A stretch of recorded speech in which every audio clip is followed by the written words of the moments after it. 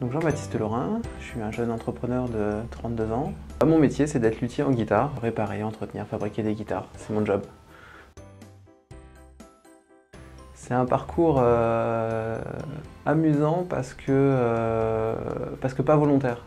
Faire une sortie de troisième, à aimer en fait découper du bois, travailler le bois. En fait, je me suis lancé dans les bénisteries, la menuiserie.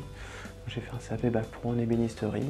Une partie très intéressante de ce monde de fabrication, c'est de la finition. La finition du traitement de bois en fait. Je trouvais ça hyper intéressant en fait de traiter un petit peu ce domaine-là qui est trop peu connu et trop mal traité. Du coup, je me suis lancé à fond dans une petite formation assez courte à l'école Boulle là-dedans. Et ensuite, j'ai travaillé pendant quelques années en finition.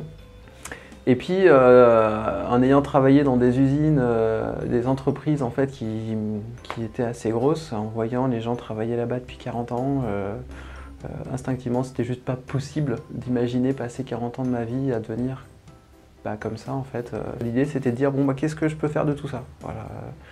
J'adore fabriquer des choses, j'adore travailler le bois, j'adore faire de la finition et je suis musicien. Donc du coup c'était coup de poker, je dis bah tant pis, j'étais en intérim dans une entreprise, je dis bah fin du mois je lâche l'intérim, je vais passer les entretiens à l'ITEM et puis on verra. Et c'est passé, je suis rentré donc à l'ITEM où j'ai fait ensuite un CAP en 1 an, puis un brevet des métiers d'art. Chez un artisan en Bourgogne, où là on apprend vraiment à travailler vraiment sur le domaine musical, sur la vente d'instruments de musique. Puis là, ça y est, mordu. C'est un parcours qui a commencé à l'âge de 15 ans et qui a débouché 12 ans après, quoi. C'est fou, hein. On fait de bonnes études. Ce qui est intéressant, c'est que les semaines ne sont jamais identiques et les journées ne sont jamais identiques non plus. Et parfois même, ce qu'on avait anticipé sur une journée ne se passe pas du tout.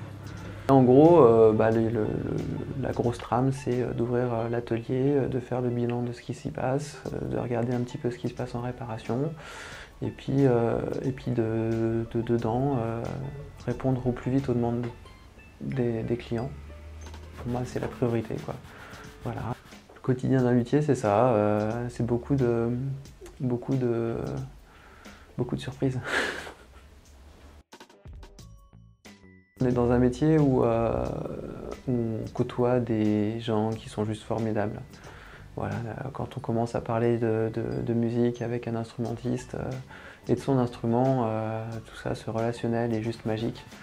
Créer un lien, c'est génial. Et puis côtoyer des guitares qui sont toutes différentes. On peut parler d'entrée de gamme ou de haut de gamme, toutes les guitares sont différentes. Elles ont leurs points forts, leurs inconvénients, et puis on peut me ramener 2 instruments identiques, mais il y aura toujours des choses qui ne seront pas des mêmes manières. Donc voilà, ça c'est passionnant.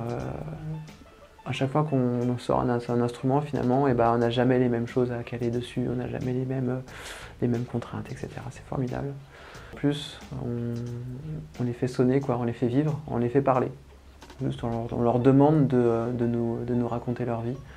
Là, on prend 3 pièces de bois, on les fait sonner, c'est des moments magiques, ouais.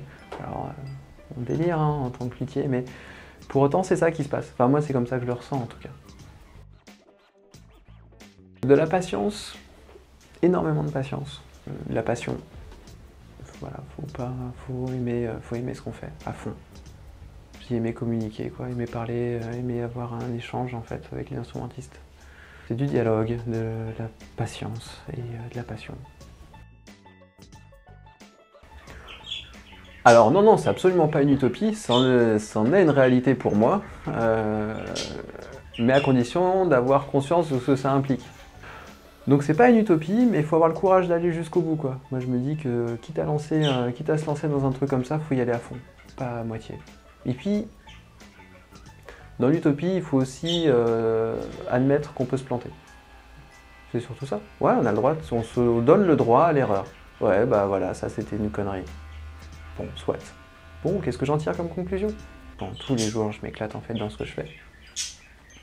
Tous les jours, je suis content de rentrer dans mon atelier, de regarder mes instruments, de me dire que là, je vais traiter telle ou telle chose. Et puis, le côté magique de se dire, voilà, c'est génial, quoi. J'ai mon atelier, j'ai mes outils, j'ai mon entreprise. J'ai mes clients qui sont géniaux et du coup, c'est cool. C'est très très cool. Les artisans qui disent bah voilà, tu vas galérer, tu vas en chier, ça va être dur, faut pas que tu fasses ça, c'est trop compliqué, machin. Et puis l'envie de se dire bah ouais, mais c'est ça que je veux faire pourtant. L'environnement que j'ai maintenant me pousse à me dire que j'ai eu raison de croire en ça. Ouais, c'est toujours compliqué, c'est toujours délicat, mais en même temps, je vis d'une passion, quoi. Le bon aspect, c'est qu'on règle de compte à personne. Donc ouais, voilà, on est responsable de tout ce qu'on sort et ça, on le doit à personne. Ça, c'est le gros avantage d'être indépendant. C'est aussi son inconvénient. C'est-à-dire que si on se boite, ce qui peut arriver, on a tous le droit de se planter, et bah on est aussi les seuls responsables. Donc il y a les deux aspects. Ouais, je suis seul à être... à sortir, à sortir mon travail et les gens sont contents, donc je suis seul, c'est moi. Mais l'inverse est tout aussi frontal, quoi. C'est qu'au bout d'un moment, il faut y aller, mais il faut y aller à fond. Il faut se donner les moyens. Allez, cette fois, j'arrête de faire 1000 trucs à côté pour essayer de m'en sortir, je le fais à fond. C'est dur, mais faut, pour autant, au bout d'un moment, ça paye. Le droit de faire une erreur, voilà, c'est pas tous les jours facile. Donc non, allez-y à fond, quoi. S'il y a quelque chose qui trotte, si l'idée est cohérente, si le projet il est sensé, faut pas y aller par 4 chemins. C'est ça que je veux faire et on y rentre dedans. Et puis ça passe ou ça passe pas. Si ça passe, on en fait des gens heureux, quoi. J'hésiterai pas une seconde. J'ai rien à changer dans mon parcours parce que ça s'est naturellement mis comme ça. J'ai été toujours soutenu. Et je pense que ça, c'est une part importante, quoi. Mais pour autant, non, je changerai absolument rien. Je ne vois pas comment j'aurais pu faire autrement pour arriver au même point, en fait. Je pense qu'on peut pas rêver mieux, quoi, comme métier, quoi. Enfin, pour ma part, quoi.